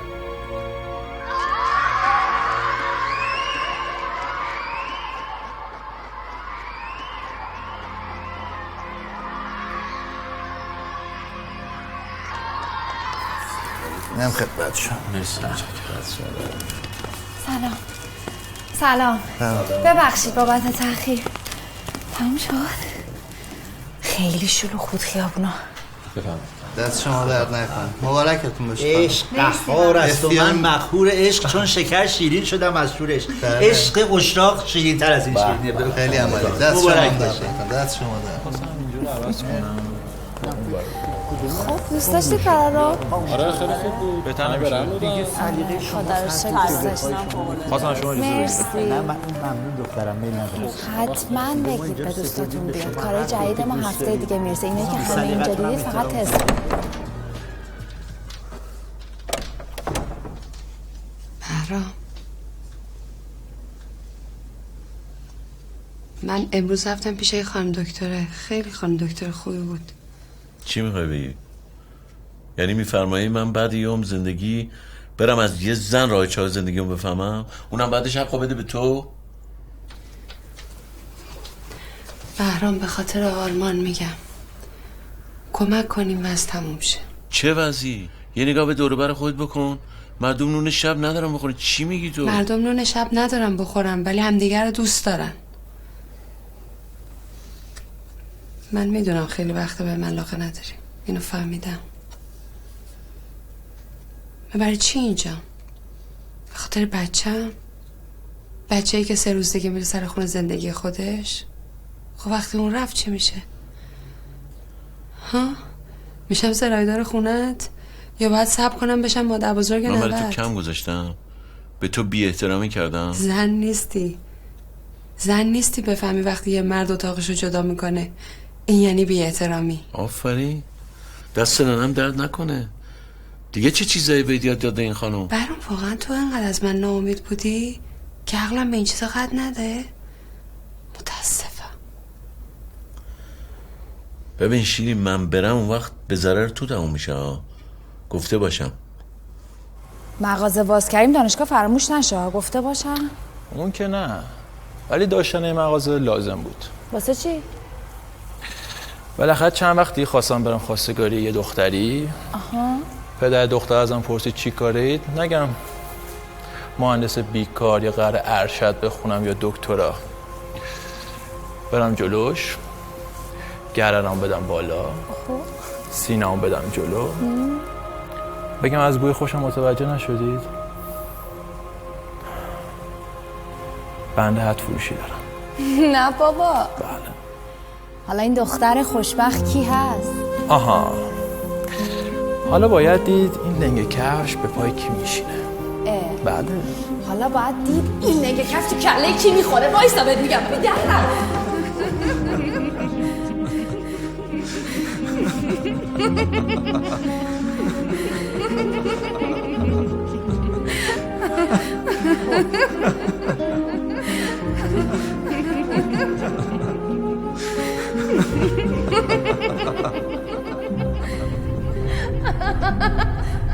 الو آقای مرادی، لطف کنین قرار با مهندس ابتهی رو بذار برای ساعت 3 بعد از ظهر. نه الان نمیتونم بیام، جای کار دارم. خداحافظ. کاهش سن معتادان تزریقی اولین عامل شیوع ایدز در ایران روابط خطرناک جنسی است. اینا همه آماراییه که وزارت بهداشت اعلام کرده، تو تمام سایت‌ها و خبرگزاری هم هست. میخوایم بازم بگم؟ خوشبختانه وخامت شرایط رو خیلی خوب درک کردی. من موندم تو این همه مصیبت و بدبختی که جامعه گرفتارشه، شما به چه حقی یه زن خانه‌دار و ذهنشو به هم بریزین که وارد جدل با شوهرش بشه که نتیجه جز طلاق نداره؟ شما فکر نمی‌کنید تو سونامی طلاق شما مقصری؟ میدونین که سونامی از ترک عمق دریا به وجود خانم میاد. محترم، من این واحدا رو 20 سال پیش پاس کردم. حرف من اینه امثال شماها زنایی که دارن زندگیشونو میکنن دوچار توهم میکنین که چی؟ که خانوادهشون بهشون اچاف میکنن. آقای سمیعی اجازه ندادین که من عرضمو کامل براتون شما توضیح اجازه بدم. بدید. من بدبختی و کار و زندگیمو ول کردم، وقت گرفتم اومدم خدمت شما برای یه چیز. اومدم به شما بگم لطف کنید دست از سر من و خانواده‌ام بردارید. همین. پسر شما مریض منه و من فقط در ارتباط با آرمان از شما تقاضا کردم تشریف بیارید اینجا. پسر من مریضه؟ نبوده، ولی اگه الان کمکش نکنین آقای سمی بعدن خیلی دیر میشه. خواهش میکنم 1 دقیقه بفرمایین بشینین چند کلمه با هم صحبت کنیم.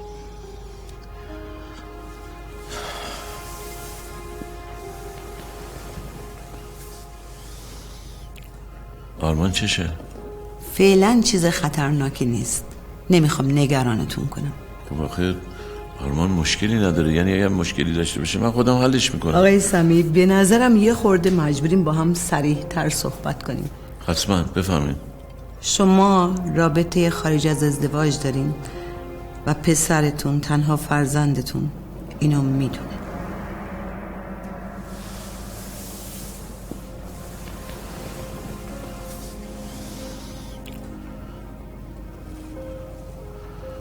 خب که چی؟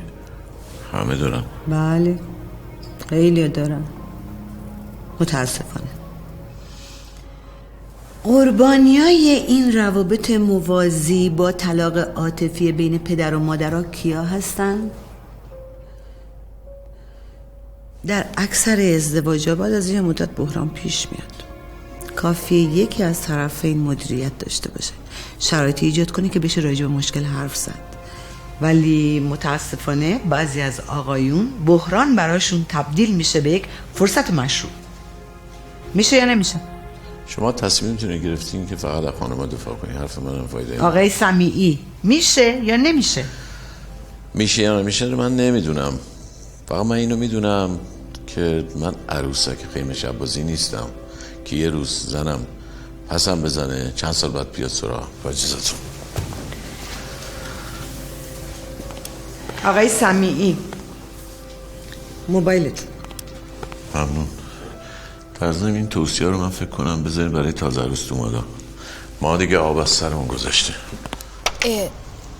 آرمان راستی زنگ بزن به این سپر بگو اجاره نامه سند چی شد؟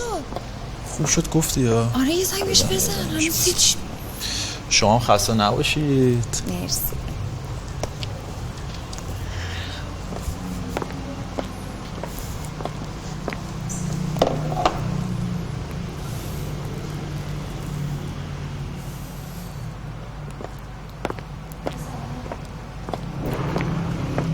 حالا سلام آقا وحید، خوبید؟ این اجاره نامه و سند من چی شد؟ پس چرا نفرستادید؟ چند بار بفرستم من آدرسو؟ باشه دوباره میفرستم. خداحافظ. ما اغلب با هم غذا میخوریم، همه با هم درباره مشکلات گپ میزنیم. میتوانید با همکارانی که معمولا در طول روز فرصت دیدنشان پیش نمیآید یه چایی تو با عناب بخور. میگن عناب واسه تقویت قلب خیلی خوبه. من این وقت شب چایی نمی‌خورم، تا صبح راه باید برم دستشویی. با بهرام خیلی خوب، حالا کوتاه بیا. میذاری من این خبر رو ببینیم؟ تخت آلمان روابط کارمند و کارفرما چگونه است؟ در شرکت کورتادو کارمندان هر روز صبحانه رو با هم میخورن. پس هر وقت خبرتو دیدی بگو ببینم دکتر چی گفت بهت. من قرار بود اون چیزی بگه. خب پس واسه چی رفتی دکتر؟ قرار بود من حرف بزنم. خب که خب اگه میخوای بدونی من چی گفتم یه پولی یا مفت بده، وقت بگیر برو ببین من چی گفتم. بهرام تموم کنین لجبازی تو، بذار از کمکاش استفاده کنیم تموم کنه این وضع بدو. اعتماد کن. این وضع وقتی تموم میشه که همه چی تموم شه، وگرنه زندگی من مشکلی نداره. ولی زندگی من چی؟ به نظر من اونم مشکلی نداره، ولی اگر فکر میکنی مشکلی داری طلاق بگیر برو یه کیس بهتر پیدا کن. یعنی همون کاری که تو سالهاست بدون طلاق کردی؟ آفرین چه صادقانه داری میگی. پس میفهمی که من بهتر از تو میتونم یکی رو پیدا کنم، ولی اینو تو صورت من نگو. برای اینکه من حرمت تو دارم، برای اینکه مادر بچمی، برای اینکه زن این خونه ای. من هر قبرستونی بودم آخرش اومدم تو این خونه خوابیدم. چه فایده؟ به قول خودت هتل یا پانسیون دیگه، یه حوله مسواک شونه است، یه لباسه، یه جای خواب که فقط اونجا میتونی راحت بگیری بخوابی، اگر نصفش خونه نیست که. باشه اصراری ندارم، اگه فکر میکنی تو این پانسیون هتل هر چی که فکر میکنی نیام باشه، اینجا هم نمیام. نه من میگم بیا مثل خونش کنیم. آخه چطوری؟ با جراحی؟ با روانپزشک؟ با هر چیزی که خودمون بهش برسیم. خب بگو مثلا. بهرام ما تو زندگی هیچ چیز مشترکی نداریم که با هم دیگه بهش نگاه کنیم. چه میدونم یه پسرمون نقطه اشتراک زندگیمونه، نمیتونیم به اون نگاه کنیم. بهرام اون نقطه مشترکی که جنابالی منظور نظرتونه، من سهمشو دادم، به قول خودش شرطشو کم بکنه بره. یعنی این 26 سال هیچ نقطه اشتراکی ما نداریم؟ چرا؟ خیلی خوبه. چی خوبه؟ چرا قصری جواب منو میدی؟ تو اصلا فهمیدی من منظورم چیه؟ من دارم میگم ما نقطه مشترک داریم تو این زندگی، ولی نقطه مشترکمون اینه که هر دوتامون حالمون بده، هر دوتامون مغبونیم، ما مجبوری زیر این سقف داریم زندگی میکنیم. خب چرا مجبوری؟ میتونیم زندگی نکنیم. باشه پس من میرم از این زندگی، اینجوری هزینهش برای تو کمتره. من آشغالمو جمع میکنم و این خونه میرم. خدا رو شکر سبکبارم هستم.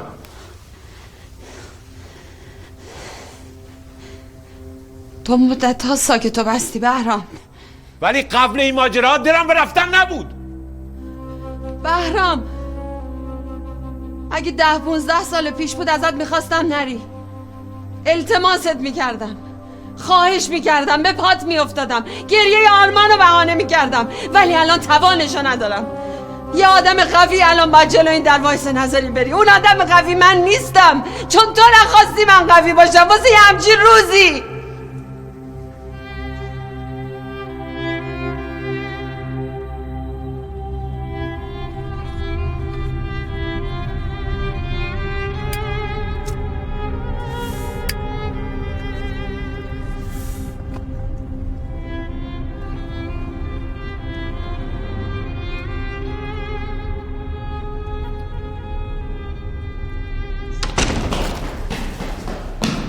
چی شده مامان؟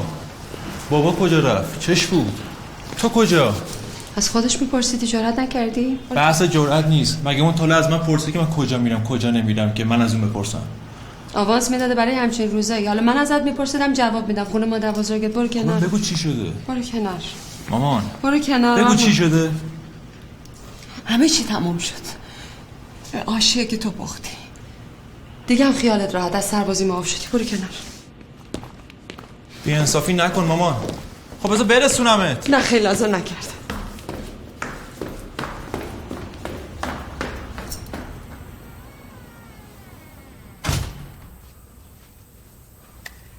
رنا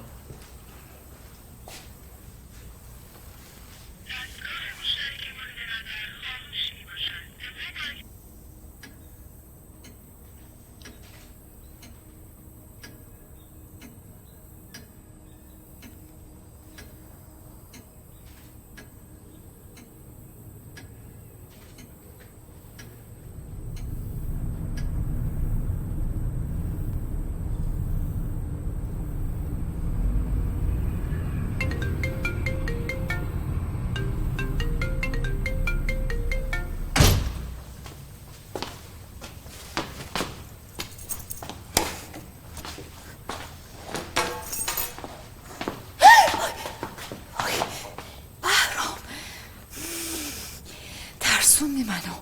چرا اینجوری؟ تو اینجا چی کار میکنی؟ برای چی با بترسی؟ ما 2 کلید داریم، کسی دیگه که قرار نیست بیاد. خب آره معلومه که ما 2 فقط کلید داریم، ولی الان یهویی دیدم ترسیدم. تو شب شده بود از اینجا دیر بری، ولی هیچ وقت نصف شب نمی اومدی. ترسوندی منو.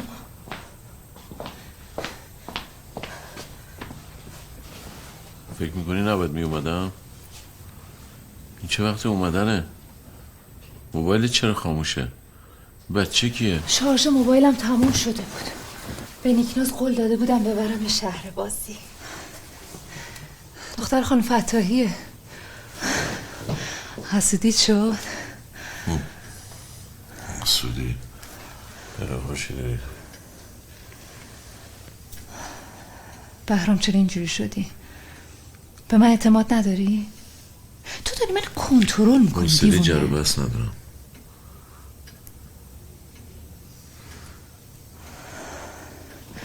میخوای بگم خانم فتاحی بیاد بچه رو ببری که خیالت راحت شد؟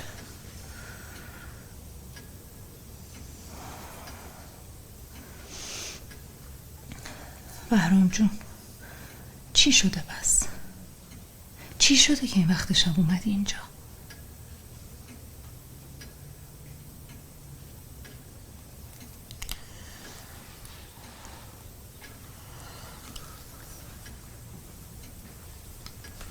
با شیرین تموم کردم.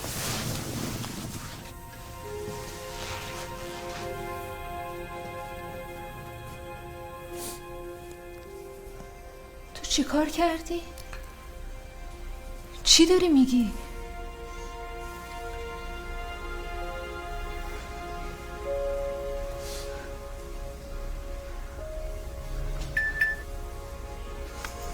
بابا بالاخره تو به هدفت رسیدی. بابا برم یه دمنوش بیارم. مامان گذاشت از خونه رفت. نمیخواد. من میرم. کجا؟ برام کجا؟ حالم خوب نیست. میخوام برم تنها باشم. بعد این همه مدت یه شب اومدی پیش من بمونی، حالا میخوای بری؟ باشه اومدم ولی الان میخوام برم. حالم خوب نیست. خیلی خوب برو ولی زود برگردی. من منتظرت میمونم که برگردی با هم حرف بزنی. مامان نمیگی آدم نگرانت میشه یهو میذاری میری؟ چند بارن که بهت زنگ زدم تلفنتو جواب ندادی. حداقل این وایسو گوش کن جواب اینو بده. انگاری تو بابا خیلی حالتون خرابه که مشاورم نمیتونه براتون کاری بکنه.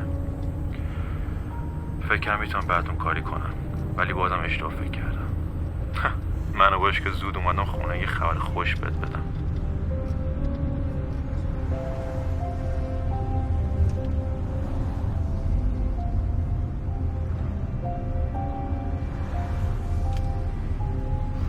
میخواستم ببینم مهری خونه ای بیام پیشت؟ نه تولد خواهرزادمه. چیزی شده؟ نه واقعا؟ نه همینجور میخواستم بیام ببینم. باشه حالا یه وقت دیگه. تعارف نکنم. نه قربونت برم. مراقب خودت باش. باشه ببخشید قربونت خداحافظ.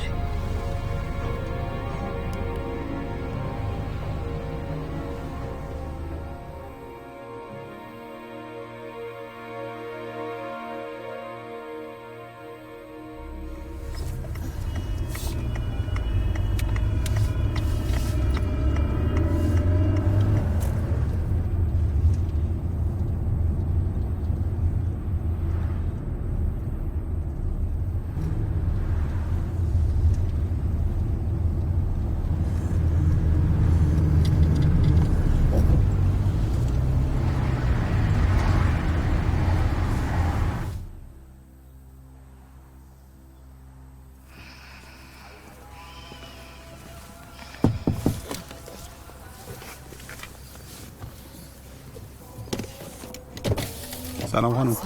مشکلی پیش اومده؟ نه ببخشید. ممنون دستم.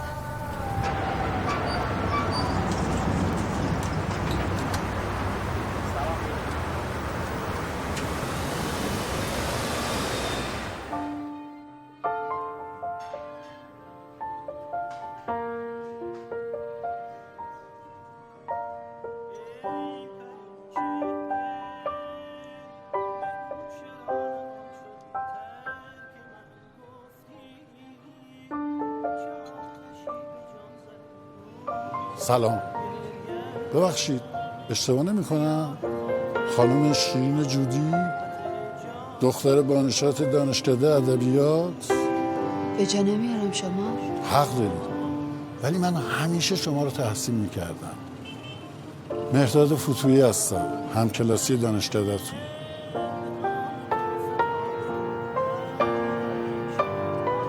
متاسفانه اصلا یادم نمیاد. فرمودید آقای فتویی. الان من دیگه رفتم تو کار گل، همیشه هم در سفرم. هفته دیگه هم نمایشگاه دارم. خوشحال میشم حتما تشریف بیارید. با اجازهتون.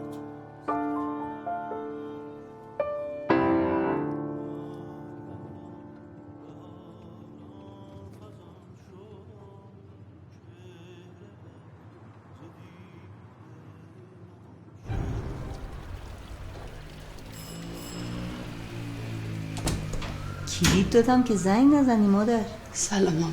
سلام. ببخشید کلید خونه جا گذاشتم. بابا خوابه؟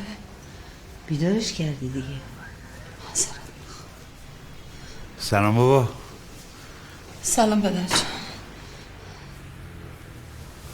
شیرین چی شده؟ هیچی.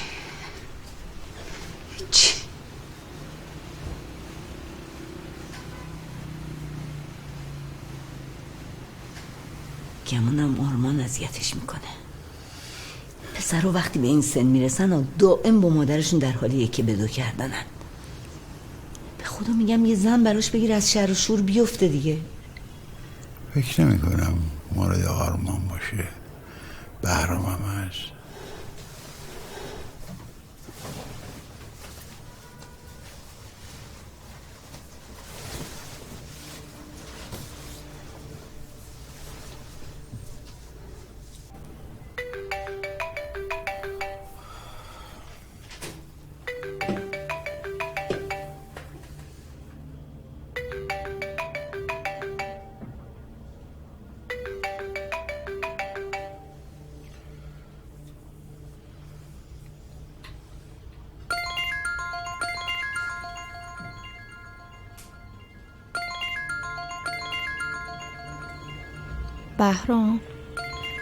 بهرام جون چرا جواب نمیدی؟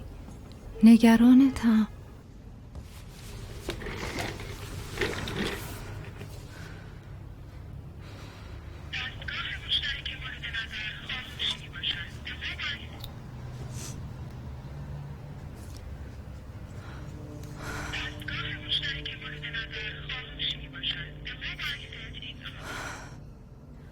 بهرام جان با من حرف بزن.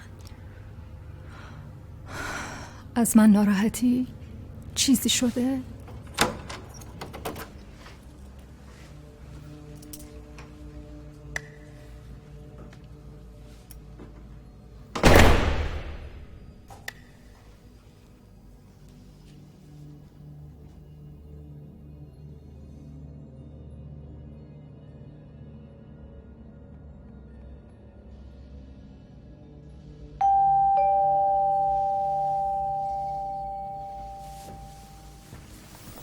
بله؟ منزل خانم سمیعی؟ امرتون. پیک هستم، یه بسته آوردم براتون. بفرم. سلام. خسته نباشید. این بسته خدمت شما. چقدر شد؟ حساب شده قبلا قربان. خیلی ممنون. خداحافظ شما.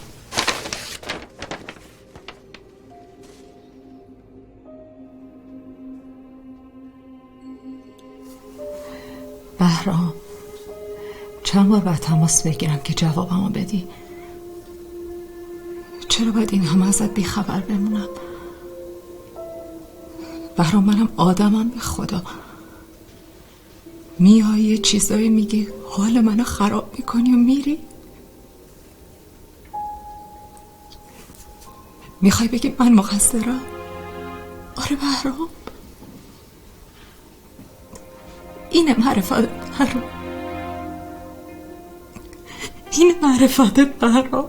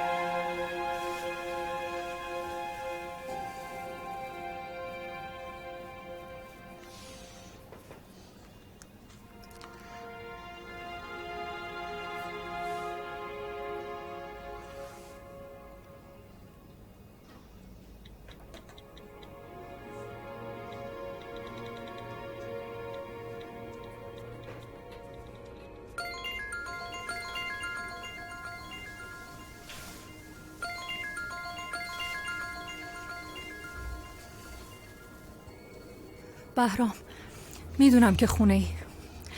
من پایین جلو در خونت منتظرتم. بیا پایین، کارت دارم. باید با هم حرف بزنیم.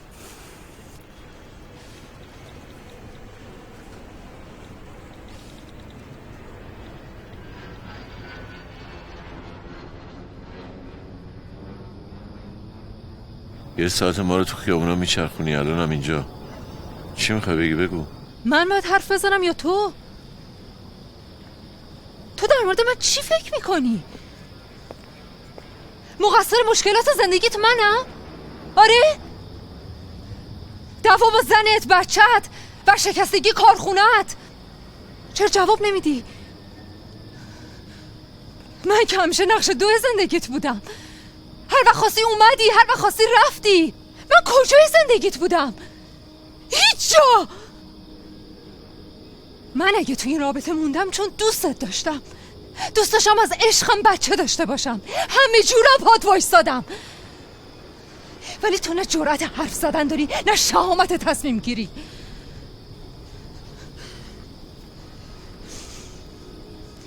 خیلی خوب، اگه تو نمیتونی تصمیم بگیری من این کارو میکنم. من میرم، تو هم بمون با همین زندگی داغونت.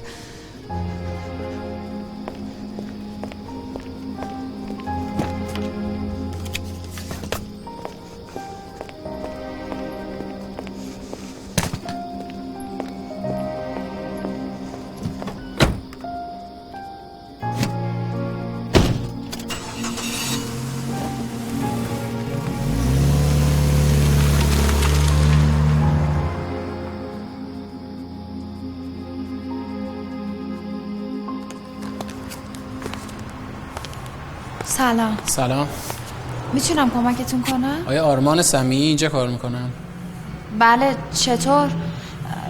اگه برای سربازی و ایناست ایشون هنوز معافیت تحصیلی دارن؟ نه، مربوط به معافیت تحصیلی و سربازی ایشون نیست. باید سریعتر خودشو به کلانتری معرفی کنه. کلانتری؟ شما کارمندشون هستین؟ نه. بله. این احضاریه رو بهش بدین. اینجا رو امضا کنین.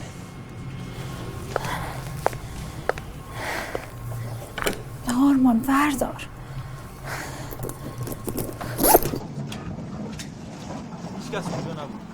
کیانا باورت میشه؟ رفتم در محل کارش، اصلا اونجا دفتر کاری نبوده. هیچ کس و هیچ چیز اونجا نبود، خالی. بعدش رفتم پرسجو کردم، اصلا این مرتیکه شالاتان اینجا رو 1 ماه اجاره کرده. بعدش هم پیچیده رفته. الان پا شدم اومدم در خونه مرتیکه ببینم هستش یا نه، اگه این نپیچیده باشه.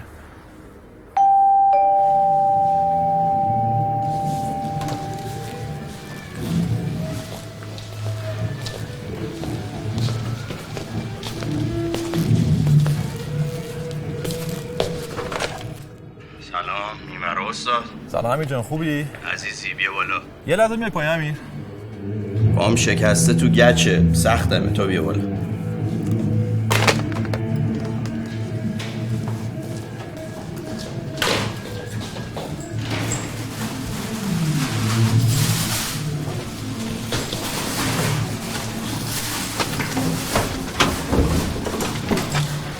سلام.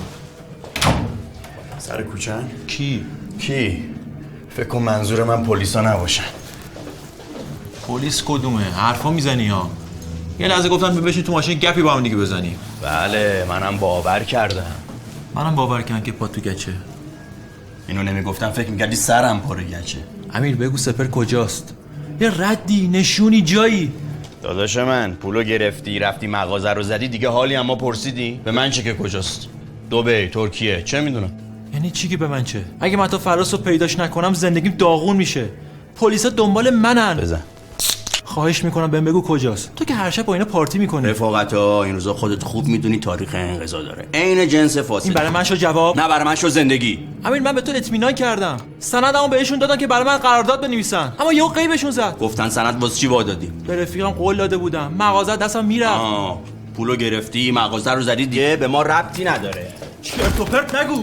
بگو سپر کجاست؟ گیره.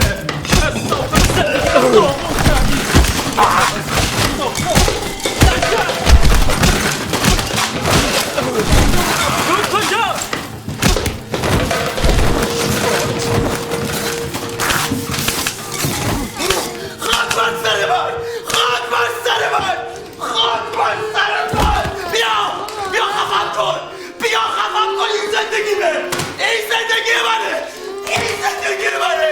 بیا قفل کن، بیا قفل کن، بیا زندگی واسم بگی، بیا بزن بکش. فکر کردی بمونم بمیرم واسم فرقی میکنه؟ چیزی نیست بابا، چیزی نیست. یا آرش همون که میپرسیدی کیه؟ پسرم پای من رکش وسط آرمان، من به اندازه کافی بدبخت هستم. بیا بابا، بیا اینجا، بیا قربونت برم. نمیدونم باید چه خاکی تو سرم الان بریزم. سند که دستشونه، اجاره نامه دستشونه، معلوم نیست کدوم گوری هم رفتم.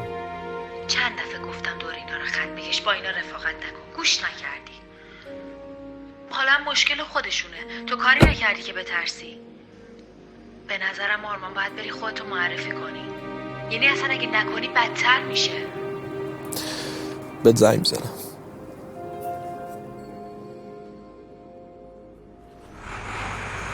الو چی؟ آگاهی برای چی؟ خیلی خوب گریه نکن، بگو ببینم چی شده. نام پدر میری اتاق 21 از اونجا هم داره میری یه دونه فرم بردار. اتاق 21 خانم اومدم اینجا خانم ساکت باش، آقا ساکت باش. شما بیا جلو خانم. اجازه دادن استعلام ثبت گرفتم، تمرم باطل کردم، سند آوردم. خب من تو عذرخواهی میکنم به خدا. اسمش آرمان سمی.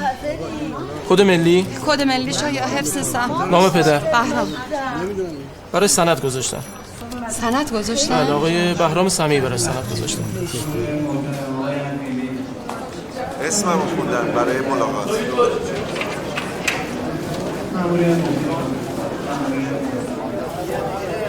بفهمید خواهش میکنم، بفهمید بیارش داخل.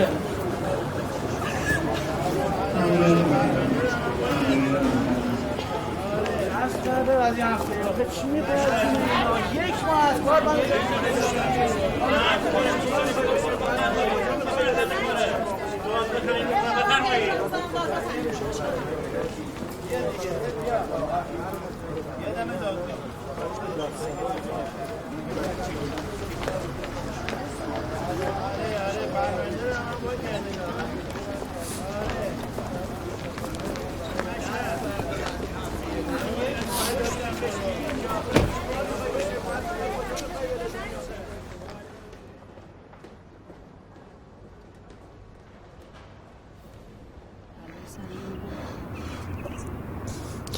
نگران نباش، خدا بزرگه. آرمان گناهی نداره، ساده‌ای کرده کلا سرش گذاشتن. وکیلم دنبال کارش.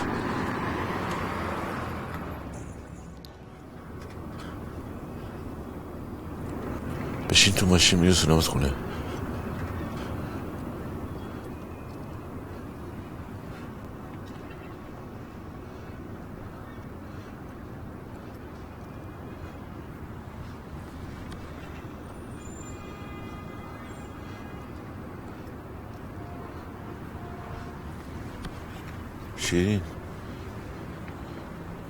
شیرین کجا میری؟